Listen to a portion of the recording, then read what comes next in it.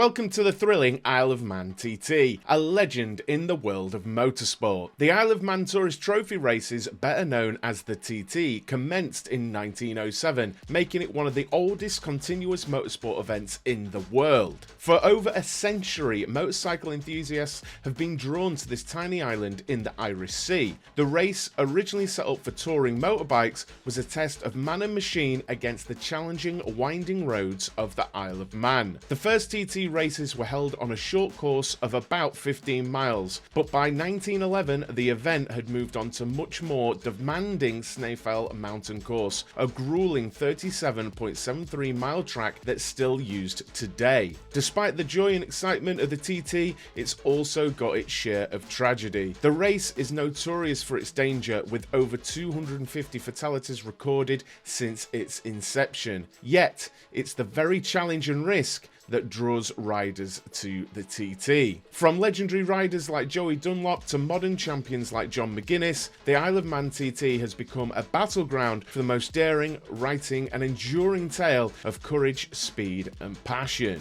The race has evolved from a simple trial of speed to an iconic event that embodies the spirit of motorcycle racing. And so, the legacy of the Isle of Man TT continues, etched onto the tarmac of this island and in the hearts of motorsport fans worldwide.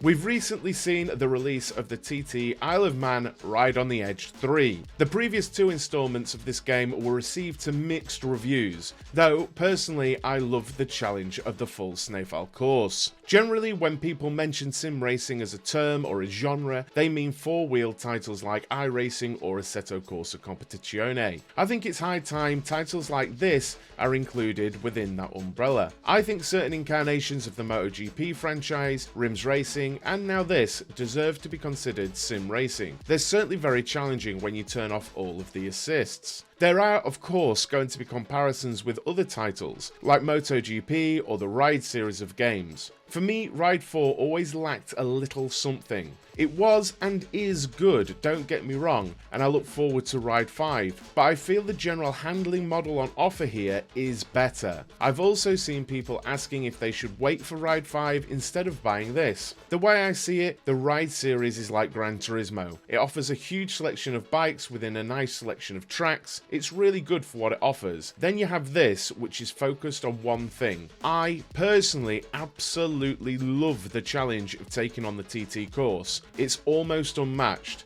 But if you don't feel the same, then the key draw might not be for you in this game. One important place where the third game differs from the previous two is that this is developed by Raceward Studio. They previously made Rims Racing. That, while flawed, had a really great concept in general and much better in handling than the first two Isle of Man games. They seem to have done a good job in the handling department. It feels really intuitive. I play the game on the realistic setting, and especially the superbikes move around quite a lot and you have to be very mindful about wheelies and traction out of corners. I generally recommend starting on the Super Sport class, as these are much slower, more agile and more forgiving, though there are full complements of rider aids should you choose to use them. In either case, you get the rush you should while riding around the course with the trees and the walls rushing past. For the riding, the sounds, the feel, everything is on point in my opinion. You really get a feel for the bikes moving around over the lumps and bumps of the course and a good sense of how it's behaving. I certainly feel connected to the bike and the road. The career mode is pretty open world, taking a Forza Horizon style approach with different challenges dotted around the island for you to tackle and participate in. These give a nice challenge and a decent variety of things to do. One thing I really like is the inclusion of extra roads in the open world over and above the main course. This has enabled the creation of extra tracks and sections that, while I believe they're fantasy in their delivery, their routes are based on real roads, so I've seen reported elsewhere at least. This gives an extra feel of realism to those rather than something made up because they needed to.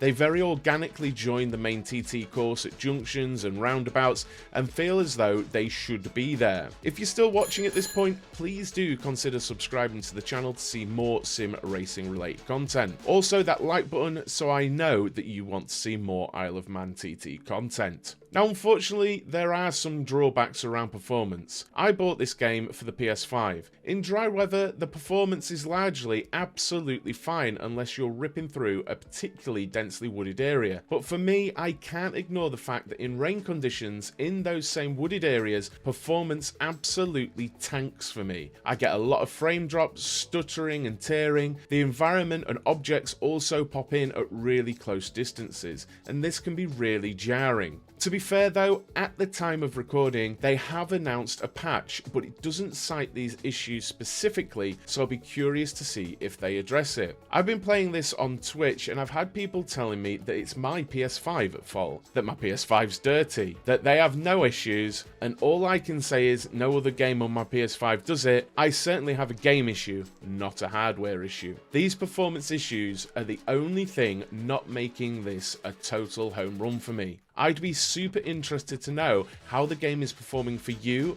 and on what system you're running. I'm also interested to know, PC users, are you experiencing these issues? I'm really hopeful that these patches can improve the performance of the game. But in closing, I'm very much enjoying my general experience on TT Isle of Man 3, and really I think you should check it out too. I'll see you on the island.